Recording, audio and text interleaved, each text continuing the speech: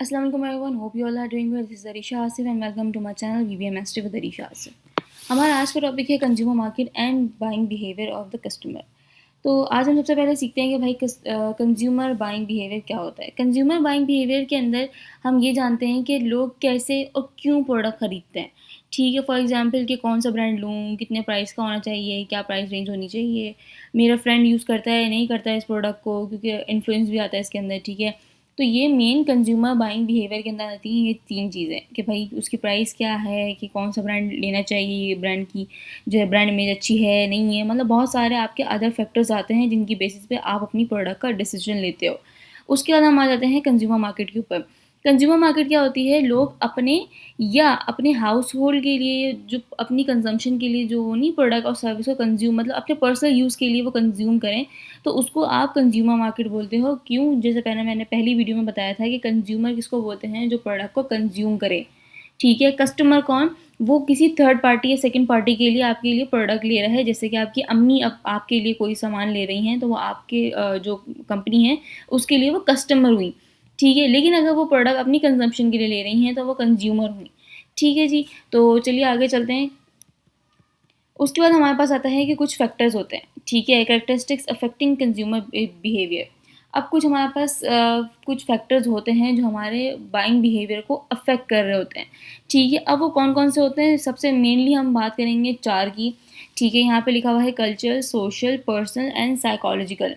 उसके बाद आपका ये मीन्स जो ये 4 फैक्टर्स आ रहे हैं, ये बायर के बिहेवियर को मीन्स जब आप परचेजिंग करने जा रहे होते हो एज अ कंज्यूमर, तो इन 4 फैक्टर्स को आप देख के अपनी प्रोडक्ट का डिसीजन लेते हो।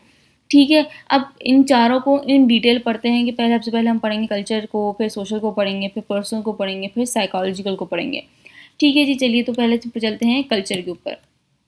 अच्छा, कल्चर फैक्टर के अंदर क्या होता है कि नॉर्मल कल्चर की बात हो रही है कि भाई वैल्यूज़ और हैबिट्स जो फैमिली और सोसाइटी से सीखे हैं।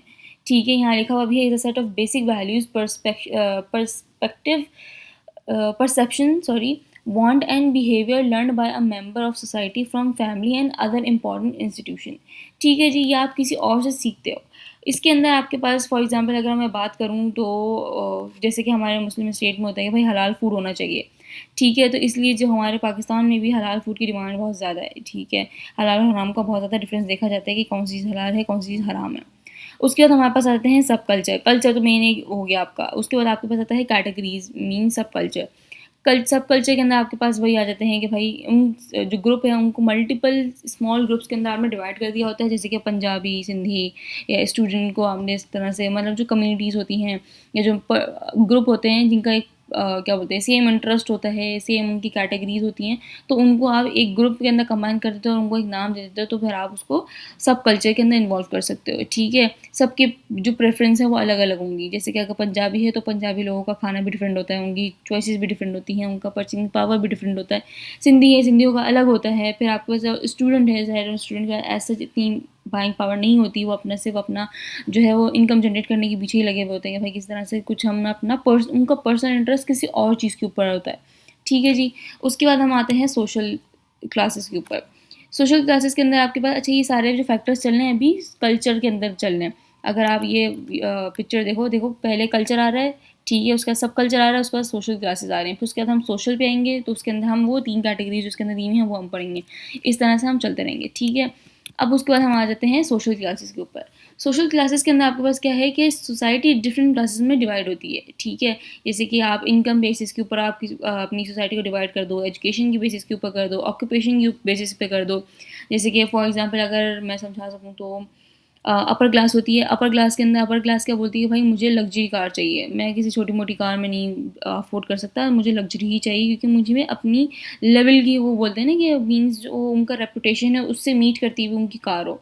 फिर उसके बाद जो आपके पास मिडिल क्लास है, मिडिल क्लास बोलते हैं भाई बजट के अंदर आ जाए, कार हो बस। ठीक है, भले ही जो सी भी आ जाए, उनका ये वो अपनी ये नहीं देखते कि मुझे कार कौन सी चाहिए, वो देखते हैं मेरे पास पैसा कितना है उस कार को लेने के लिए। ठीक है, वो अपनी कन्वीनियंस देख रहे होते हैं। लेकिन जो लग्जरी परचेजर होते हैं वो भाई जो अपर क्लास होते हैं वो बोलते हैं भाई मुझे ये कार चाहिए, अब पैसे बताओ आपके कितने हैं। ठीक है, तो ये डिफरेंस है। उसके बाद आपके पास लोअर क्लास आती है। लोअर क्लास या तो उनके पास कुछ होगा ही या तो फिर वो बाइक की तरफ आएंगे। ठीक है, तो ये डिफरेंट तरह की सोशल क्लासेस होती हैं, जिसके बेसिस पे आप अपनी क्लासेस को डिफाइन करते हो, मीन्स डिवाइड कर देते हो, ठीक है, डिफरेंट वैल्यूज़, इंटरेस्ट, ये बिहेवियर के थ्रू। फिर उसके बाद आपके पास आता है सोशल फैक्टर। सोशल फैक्टर के अंदर ये मैंने ये कल्चर के ही हैं, जो upper class, middle class, work class बताया मैंने आपको, ठीक है। उसके बाद आपके पास आता है सोशल फैक्टर। सोशल फैक्टर के अंदर आपके पास क्या है, इसके अंदर सबसे पहले हम बात करेंगे ग्रुप्स की।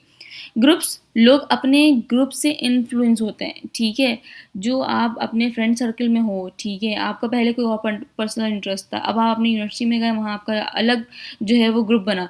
अब वहाँ डिफरेंट तरह के लोग हैं, मीन्स मोस्टली तो सेम इंटरेस्ट होंगे। अब आप जब वहाँ जाओगे, देखोगे भाई इनकी क्या-क्या प्रेफ़रेंसेस हैं, क्या-क्या इनकी जो है वो क्या-क्या चीज़ें यूज़ करते हैं, तो फिर आपको भी होगा यार मैं भी ये चीज़ लेता हूँ, ये लेती हूँ। ठीक है, तो ये क्या होता है, आप उस ग्रुप से इन्फ्लुएंस हो रहे होते हो। अब इसके अंदर आपके पास डिफरेंट टाइप्स मौजूद हैं कि भाई आपके पास सबसे पहला आता है मेंबरशिप ग्रुप। मेंबरशिप ग्रुप के अंदर क्या होता है कि जिसमें आप ऑलरेडी हो, ठीक है, उस ग्रुप का आप पार्ट हो। ठीक, जैसे कि आपका फ्रेंड्स हो गया, आपका क्लासमेट्स का ग्रुप हो गया, तो आप डायरेक्टली इनडायरेक्टली आप उस ग्रुप की इन्वॉल्वमेंट में हो और आप उसके लिए कैपेबल हो, ठीक है।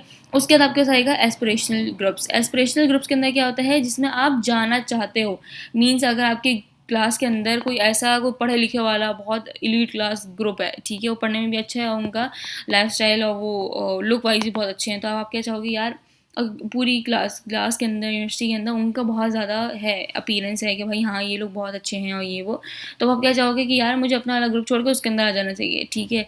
जबकि जो आपका पर्सनल इंटरेस्ट है, आप मेंबरशिप वाले ग्रुप के अंदर ही रहोगे, भाई जो मेरे हैं मैं उनके साथ ही रहता हूँ, ठीक है। लेकिन आपका होता है कि एस्पिरेशन आ रही होती है कि भाई हाँ मुझे उस ग्रुप में भी जाना है, मुझे ये भी करना है, मुझे वो भी करना है। ये ऐसा नहीं है कि भाई अगर आप बोल लो कि मुझे स्पोर्ट्स पसंद है तो आप दूसरी कैटेगरी में नहीं जा सकते।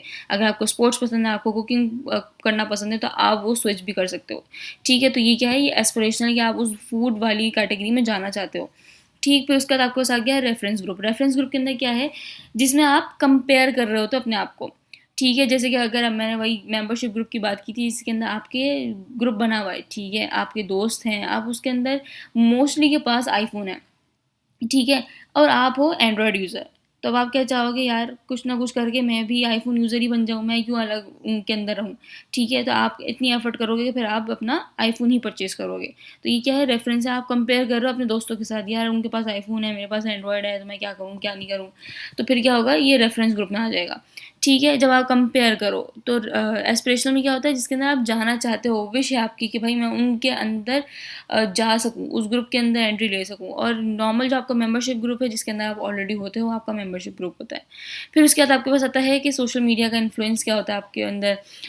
तो इसके अंदर यहाँ पे बहुत सारी चीज़ें दी हुई हैं, online social network, buzz marketing, social media sites, virtual world, word of mouth, opinion leader, ये सारे आपके पास आते हैं। इन सब के थ्रू आप सोशल इन्फ्लुएंस होते हो सोशली, ठीक है। जिसके अंदर सबसे मेनली जो है वो आपके इन्फ्लुएंसर्स आ रहे होते हैं, सोशल मीडिया आ रहा होता है, वर्ड ऑफ माउथ मीन्स आपको दूसरे लोगों से ही पता चल रहा होता है, यार ये ब्रांड अच्छा है, यार ये वाला चीज़ अच्छी है, ये वाली प्रोडक्ट इनकी अच्छी है, ये वाली चीज़ ट्राई करो, ठीक है। तो वर्ड ऑफ माउथ ये होता है। फिर उसके बाद आपके पास आता है, इसके अंदर ओपिनियन लीडर होते हैं। ओपिनियन लीडर के अंदर क्या होता है, वो लोग जिनकी बात लोग फॉलो कर रहे होते हैं, मीन्स इन्फ्लुएंसर ही, ठीक है। जो इन्फ्लुएंसर हो गए, यूट्यूबर्स हो गए, तो इनकी बात आप लोग बहुत ज़्यादा सुन रहे हो, तो स्पेशली जेनजीज। फिर उसके बाद आपका ऐसा है क्या है कि भाई फैमिलीज़, फैमिली के अंदर क्या होता है कि फैमिली के अंदर सबसे ये मोस्ट इंपॉर्टेंट है बाय द वे, ठीक है। फैमिली बाइंग डिसीजन पर सबसे ज़्यादा इफेक्ट डालती है, ठीक है। वो क्या बोलती है, भाई अगर अम्मी के साथ आप जा रहे हो, ठीक है, बचपन में अगर सोचो, याद करो, ठीक है, अगर आप उनके साथ जा रहे होते थे और कोई चीज़ आपने उठा ली ऐसी, तो अम्मा क्या बोलती है, बेटा बेटे जहाँ से उठाई वहीं वापस रख दो, वहीं से लिए, ठीक है। तो क्या होता है, ये आपका बहुत ज़्यादा फैमिली का इन्फ्लुएंस भी आ रहा था। अभी भी आप अम्मी को अपनी कोई भी ब्रांडेड शूज़ दिखाओ, ठीक है, अम्मी ये दिखें, ये बड़ा बड़ा ना कंफर्टेबल है और बहुत ज़्यादा इन है, तो अम्मा जब प्राइस देखेंगी, सबसे पहले अम्मा की नज़र जाती है प्राइस पे, वो बोलेंगे बेटा नहीं, दूसरे कुछ ले लो, ये वाला छोड़ दो, ठीक है। तो ये क्या होता है, फैमिली का बहुत बड़ा इन्फ्लुएंस होता है, वो आपको आपका माइंडसेट कर रही होती है, नहीं नहीं ये अच्छी चीज़ नहीं है, ये वाला देखो, ये वाला इसका ऑल्टरनेटिव देखो, ये वाला अच्छा मिल रहा है, ठीक है। तो ये फिर आपके फैमिली का बहुत बड़ा इन्फ्लुएंस होता है आपके डिसीजन के बाइंग डिसीजन के ऊपर। उसके बाद आपके पास आता है role and status. Role and status के अंदर क्या होता है, हर ग्रुप में हर पर्सन का रोल अलग होता है, ठीक है। या कोई कोई ना कोई हर मतलब जब आप किसी ग्रुप के अंदर होते हो, तो आपका एक अलग रोल और स्टेटस उसके अंदर अलग से डिफाइन होगा। ये नहीं कि आप सबके जैसे ही मालूम हो रहे होगे, ठीक है। जैसे कि अगर टीचर्स हैं, ठीक है, तो टीचर्स ऐसा नहीं है कि सारे एक जैसे हैं। हर टीचर के अलग अलग रोल है, उनका स्टेटस अलग है, कोई असिस्टेंट मैनेजर है, कोई असिस्टेंट टीचर है, कोई परमानेंट फैकल्टी है। तो इस तरह से हर टीचर का डेजिग्नेशन और उनका रोल अलग है। फिर स्टूडेंट है, स्टूडेंट के अंदर भी आपके पास होता है कि हाई ग्रेड स्टूडेंट है, लो ग्रेड स्टूडेंट है या एवरेज है। तो इस तरह से भी स्टूडेंट्स को भी रोल और स्टेटस के थ्रू डिफाइन किया हुआ है। फिर उसके बाद आपके पास आता है पर्सनल फैक्टर्स। पर्सनल फैक्टर्स के अंदर आपके पास सबसे पहले एज एंड लाइफ स्टेजेस आ जाते हैं, जिसके अंदर आपके पास है कि एज चेंज होने से नीड्स चेंज होती हैं, ठीक है। सिंपल अगर बात करें कि भाई अगर आप बच्चे थे तो बच्चे को क्या चाहिए होता है, टॉयज़ चाहिए होते हैं, कार्स चाहिए होती हैं, इस तरह की चीज़ें चाहिए होती हैं। लेकिन जब आप एडल्टहुड में आते हो तो आपको होम अप्लायंसेस के अंदर बहुत ज़्यादा इंटरेस्ट हो जाता है कि भाई ये चीज़ ले लेते हैं, वो चीज़ ले लेते हैं, ठीक है। फिर उसके बाद आपके पास अगर आप ओल्ड एज में चले जाओ तो आपके पास क्या होता है, क्या आपकी रिक्वायरमेंट्स होती हैं कि भाई मेडिसिन्स, ठीक है। फिर उसके बाद आपके पास आता है ऑक्यूपेशन। ऑक्यूपेशन के अंदर आपके पास क्या होता है, जो बाइंग हैबिट को अफेक्ट करे, ठीक है। जैसे कि अगर आपकी सैलरी ज़्यादा है, ठीक है, सॉरी, अगर आप डॉक्टर हो, ठीक है, तो आपका क्या इंटरेस्ट होगा कि भाई मैं मेडिकल बुक्स वगैरह ले लूँ, ठीक। लेकिन अगर आप इंजीनियर हो तो इंजीनियर का क्या इंटरेस्ट होगा, उनका टूल्स वगैरह में होता है, या मोस्टली जो अगर सीएस वाले होते हैं तो उनका क्या होता है, लैपटॉप उनको अच्छा चाहिए होता है जिसके अंदर वो अपनी आराम से कोडिंग वगैरह कर सकें, अपने प्रोजेक्ट्स को हैंडल कर सकें, ठीक है। तो ऑक्यूपेशन के अकॉर्डिंग भी आपकी नीड्स भी होती हैं। फिर उसके बाद आपके पास आता है इकोनॉमिक सिचुएशन। इकोनॉमिक सिचुएशन के अंदर आपके पास आता है क्या है भाई, इनकम, ये जो है आपका इनकम पर डिपेंड करता है, सेविंग पर डिपेंड करता है, स्पेंडिंग पर डिपेंड करता है, ठीक है। वही वाली बात कि भाई अगर आपकी इनकम कम है, ठीक है, तो आप क्या करोगे, आप चीप प्रोडक्ट्स के ऊपर जाओगे जो सस्ती होंगी थोड़ी सी। लेकिन अगर आपकी इनकम ज़्यादा है तो क्या होगा, आप प्रीमियम ब्रांड्स को प्रेफर करोगे कि भाई जब मेरे पास बाइंग पावर है तो मैं क्यों ये प्रोडक्ट लूँ, ठीक है। तो फिर आप अच्छी प्रोडक्ट की साइड जाते हो। लेकिन जब आपके पास बाइंग पावर नहीं है, आपके पास इतनी सैलरी नहीं है, तो आप किसी चीप प्रोडक्ट पे जाओगे या उसको ऑल्टरनेटिव को लोगे, ठीक है। उसके बाद आपका आता है लाइफ़स्टाइल। लाइफ़स्टाइल क्या होता है कि पर्सन का लिविंग पैटर्न, कि उसका क्या, उसकी प्रेफ़रेंसेस हैं, क्या क्या उसको पसंद है, ठीक है। जैसे अगर किसी का लाइफ़स्टाइल जो है वो स्पोर्ट लाइफ़स्टाइल है, इसलिए ठीक है, तो उसके अंदर क्या होगा कि उसको स्पोर्ट शूज़ पसंद होंगे, उसकी जो आप जाके वार्डरोब देखोगे तो वहाँ पे शूज़ बहुत ज़्यादा आपको मिलेंगे, ठीक है। किसी का लग्ज़री लाइफ़स्टाइल है तो उसके पास ब्रांडेड आइटम्स मल्टीपल होंगे, उसका पूरा वार्डरोब हर तरह के branded perfumes, clothes, shoes, jewellery, इन सब चीज़ों से भरा हुआ होगा, ठीक है। उसके बाद आपके साथ आता है पर्सनैलिटी। पर्सनैलिटी क्या होता है, पर्सनैलिटी हर पर्सन की डिफरेंट होती है, एक जैसी नहीं हो सकती। कुछ फैक्टर्स होंगे जो सेम होंगे या कैरेक्टरिस्टिक्स होंगी जो सेम होंगी, लेकिन एग्ज़ैक्टली बंदा सेम नहीं हो सकता, ठीक है। तो क्या होगा, उसके अंदर आपका ब्रांड की भी पर्सनैलिटी होती है, सिर्फ़ इंसान की पर्सनैलिटी नहीं होती, ब्रांड की भी पर्सनैलिटी होती है और वो भी यूनिक होती है और होनी भी चाहिए, ठीक है। जिसके अंदर आपके पास sincerity, excitement, competency, sophisticated, rigidness, ये सब चीज़ें इसके अंदर इंक्लूड होती हैं, ठीक है। और ये इसी के थ्रू आपका ब्रांड का एड जो है वो बनता है कि भाई आप क्या दिखाना चाह रहे हो, आप कामनेस दिखाना चाह रहे हो, सिंसियरिटी दिखाना चाह रहे हो, या आप एक्साइटमेंट दिखाना चाह रहे हो। जैसे कि माउंटेन ड्यू है, उसका जो एड है वो एक्साइटमेंट है, ठीक है, एडवेंचरस है बहुत ज़्यादा। तो वो क्या है, वो उसी को रेप्लिकेट किया हुआ है कि भाई जो उनका एम है, जो उनका क्या बोलते हैं गोल है, वो उसी को ही रेप्लिकेट करके आपके एडवर्टाइजमेंट में दिखा रहा है कि भाई हाँ, इनका जो मोटिव है वो एनर्जी है, ठीक है, वो एनर्जी प्रोवाइड कर रहा है आपको। फिर उसके बाद आपके पास है आजकल एक चल रहा है रिवाइव, ठीक है, उसका भी आप लोग देख रहे होंगे किस तरह से उसने एनर्जी को हाईलाइट किया हुआ, हानी आमिर और फ़रहान मुस्तफ़ा को लेके, और आई थिंक एक और भी है कोई, बिलाल अब्बास। तो इन सब को लेके भी उन्होंने क्या हुआ, क्योंकि ये लोग जेन ज़ी के अंदर बहुत ज़्यादा कॉमन है, ठीक है। इन लोगों ने तीनों ने जेन ज़ी वाले ड्रामा इतने ज़्यादा किए हैं, तो जेन ज़ी इनको जानती है, तो इसीलिए रिवाइव ने भी क्या किया, इन तीनों को ही अपनी ऐड में हायर किया और फिर उन्हीं के ही थ्रू ऐड बनाया, ठीक है। और शो किया कि एनर्जी और बहुत धूप है, और फिर वो पी के बहुत ज़्यादा एनर्जी आ गई उनके अंदर, ठीक है। तो ये भी चीज़ होती है कि आपने अपनी पर्सनैलिटी को देखते हुए अपने ब्रांड एडवर्टाइजमेंट जो भी हैं आपको क्रिएट करना पड़ता है। उसके बाद आपके पास आता है साइकोलॉजिकल फैक्टर्स। साइकोलॉजिकल फैक्टर्स के अंदर आपके पास आता है motivation, perception, learning and beliefs and attitude, ठीक है। अब मोटिवेशन के अंदर क्या होता है कि स्ट्रॉन्ग नीड जो पर्सन को एक्शन लेने पर मजबूर करे मोटिवेशन के अंदर, ठीक है। जैसे कि अगर आपको भूख लगी है तो अब आप क्या बोलोगे, भाई मुझे फूड चाहिए, सही है, मतलब भूख के बगैर मेरा गुजारा है ही नहीं। तो क्या होगा, ये आपकी नीड है और आप उसके ऊपर एक्शन लेने पे मजबूर हो गए कि यार चाहिए बस, अब वो नहीं हो सकता, अब मुझे भूख लग रही है तो अब लग रही है, अब मुझे कुछ खाने को दो, ठीक है। उसके बाद आपके पास आता है, ये देखिए मोटिव के अंदर आ रहा है, ये सब चीज़ें आप पढ़ लीजिएगा, आपकी स्लाइड पे दिख रही होंगी ये। फिर उसके बाद हम आ जाते हैं पर्सपेक्टिव के ऊपर, परसेप्शन के ऊपर, ठीक है। अब इसके अंदर क्या है, इसके अंदर क्या बोल रहे हैं, अच्छा ये मैं अभी आपको एंड में बताऊंगी कि क्या होता है। ये मोस्ट मोस्ट मोस्ट इंपॉर्टेंट है, ये हमेशा याद रखिएगा, कभी भूलने वाली चीज़ नहीं है और आपकी डेली लाइफ में भी ये काम आएगी, ठीक है। और ये इंटरव्यूज़ के अंदर भी बहुत ज़्यादा पूछी जाती है, मार्केटिंग के अंदर। जो भी मार्केटिंग के बच्चे हैं तो इसको ज़्यादा अच्छे से पढ़िएगा और याद रखिएगा। फिर उसके बाद हम आते हैं इसके अंदर परसेप्शन के ऊपर। परसेप्शन का मतलब क्या होता है, लोग इन्फॉर्मेशन को अपने हिसाब से समझ रहे होते हैं, ठीक है। अगर मैं एक स्टेटमेंट बता रही हूँ तो एक बच्चा कुछ और समझेगा, एक बच्चा कुछ और समझेगा, एक बच्चा कुछ और समझेगा, ठीक है? अपने हिसाब से उन चीज़ों को वो ग्रैप्स करेंगे कि हाँ, मिस ने तो ये बोला था ना, मिस ने तो ये बोला था, मिस ने तो वो बोला था ना, तो हर बच्चे की अलग-अलग कैटेगरी और अलग-अलग उसने जो है वो वर्ड को चूज़ किया हुआ है। तो अब क्या हुआ, जो मेन स्टेटमेंट थी उन्होंने उसको अपने हिसाब से रिवर्स कर दिया कि भाई मिस ने तो ये बोला था, ठीक है? मोस्टली स्टूडेंट्स ये करते हैं और तभी मिसकम्युनिकेशन उनकी स्टार्ट हो जाती है, ठीक? फिर उसके बाद आपके पास इसके अंदर कुछ टाइप्स होती हैं हमारे पास परसेप्शन की, ठीक है? जिसके अंदर सबसे पहले आपके पास आता है सिलेक्टिव अटेंशन। सिलेक्टिव अटेंशन के अंदर क्या होता है कि हर चीज़ नोटिस नहीं कर रहे होते हो आप, ठीक है? मीन्स कंज्यूमर जो आपका, ठीक है, सिर्फ़ आप अपने फ़ेवरेट ब्रांड्स का ऐड देखना चाह रहे हो तो कि भाई मुझे सिर्फ़ अपने फ़ेवरेट वाले ब्रांड का ऐड देखना है, बाकी मुझे किसी और से कोई मतलब है ही नहीं, ठीक है? फिर उसके बाद आपके पास आता है सिलेक्टिव डिस्टॉर्शन। इसके अंदर क्या होता है कि इन्फॉर्मेशन को अपने बिलीव के हिसाब से इंटरप्रेट करना, जो मैंने अभी आपको बताया, ठीक है? जिसके अंदर आपके अपने फ़ेवरेट ब्रांड को हमेशा बेस्ट समझोगे, अगर आपको कोई बुरा भी बताएगा तो आप उसको नहीं सुनना चाहोगे, भाई नहीं, मुझे नहीं सुननी है ये चीज़, ठीक है? वो ब्रांड अच्छा था, है और रहेगा, ठीक है? ये बहुत सारे लोग करते हैं। फिर उसके बाद आपको बताता है सिलेक्टिव रिटेंशन। इसके अंदर क्या होता है कि गुड पॉइंट याद रखते हो आप उस ब्रांड के। भले ही उस ब्रांड ने आपको कोई बुरी प्रोडक्ट दी हो या आपका कोई बुरा एक्सपीरियंस रहा हो, लेकिन आप बोलोगे यार बुरा तो था लेकिन अच्छा ज़्यादा था मेरे पास एक्सपीरियंस, ठीक है? तो अच्छी चीज़ आप याद रखोगे सिलेक्टिव रिटेंशन के अंदर। फिर उसके बाद आपके पास आएगा लर्निंग। लर्निंग फ़ेज़ के अंदर क्या है, लर्निंग फ़ेज़ के अंदर आपके पास है कि भई एक्सपीरियंस से बिहेवियर चेंज हो रहा होता है आपका, ठीक है? यहाँ लिखा हुआ भी है learning is a change in individuals behaviour arising from experience and occurs through the interplay of drive, stimuli, Q, response and reinforcement, ठीक है? अब इसके थ्रू आपकी सारी जो उसका एटीट्यूड है, उसका जो बिहेवियर है वो चेंज हो जाएगा। कैसे? अगर एक ब्रांड अच्छा निकला, ठीक है? तो आप क्या बोलोगे भाई दोबारा वही खरीदना है मुझे, ठीक है? तो ये क्या है, ये लर्निंग वाली मैंने एग्ज़ाम्पल दिया। अब उसके अंदर आपका आ जाता है कि भाई बिलीव्स हैं कि किस चीज़ के बारे में आप सोच रहे हो, तो उसके बारे में आपके पास आएगा कि नहीं मेरा इस ब्रांड पे स्ट्रॉन्ग बिलीव है। फिर आपके पास आता है एटीट्यूड। एटीट्यूड के अंदर क्या है कि भाई पॉज़िटिव होगा या नेगेटिव होगा, ठीक है? आप बोलोगे भाई ये ब्रांड देख के मुझे पॉज़िटिव वाइब आ रही है, नेगेटिव वाइब आ रही है, ठीक? फिर उसके बाद आपके पास आएगा जो मैंने बताया कि मैस्लो हायरार्की थ्योरी, ये।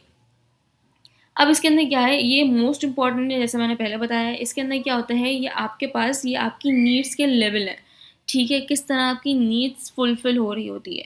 अब सबसे पहले आपके पास आ जाता है कि भाई अच्छा ये जो है वो लोएस्ट टू हाईएस्ट जा रहा है, नीचे से ऊपर, ठीक? अब उसके अंदर सबसे पहले आपके पास आएगा psychological need. Psychological need means basic need होती हैं रोटी, कपड़ा, मकान वाली जो हमारा स्टेटमेंट है। बिल्कुल आपका फूड, वाटर, शेल्टर ये सब चीज़ें इसके अंदर आ जाएँगी, बिल्कुल बेसिक नीड्स हैं। ठीक है, जो लोएस्ट से स्टार्ट हो रहा है यहाँ से, इस जगह से इधर से लोएस्ट है और ये हाईएस्ट पार्ट है इसका। अब क्या हुआ, रोटी, कपड़ा, मकान बिल्कुल बेसिक नीड आ गई आपके पास। उसके बाद आपके पास आएगा सेफ्टी नीड्स। सेफ्टी नीड्स के अंदर क्या है कि भाई आपको सिक्योरिटी चाहिए, आपको जॉब सेफ्टी चाहिए कि भाई मेरी जॉब ऐसा नहीं है कि भाई मुझे निकाल दिया जाएगा। कोई आप उसके ऊपर ना कोई आप लेते हो एक्शन कि भाई मुझे कोई सिक्योरिटी प्रोवाइड करो या कोई प्रोटेक्शन प्रोवाइड करो, ठीक है। उसके बाद आपके पास आएगा सोशल नीड्स। सोशल नीड्स के अंदर क्या होता है कि आपकी फ्रेंडशिप इसके अंदर इन्वॉल्व मीन्स रिलेशनशिप इन्वॉल्व हो रहा होता है इसके अंदर, या सेंस ऑफ बिलोंगिंग, लव, ये वाले इंटरेक्शन हो रहे होते हैं इसके अंदर।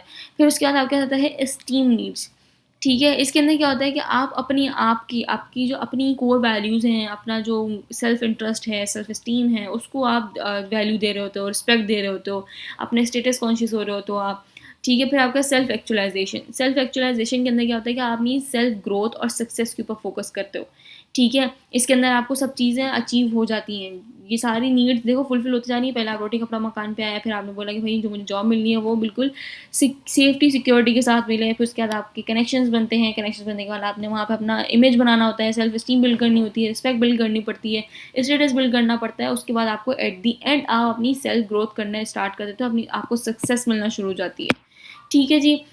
तो आज का लेक्चर होता है यहीं पे एंड। अगर आपका किसी किस्म का कोई सवाल हो तो आप लोग कमेंट में जाके पूछ सकते हैं, और अगर आपको कोई और वीडियो चाहिए, कोई और टॉपिक पे वीडियो चाह रहे हो आप समझना, तो आप मुझे कमेंट कर सकते हो, मैं उस पर नेक्स्ट वीडियो बनाने की पूरी कोशिश करूँगी, ठीक है जी। Thank you so much, take care, bye.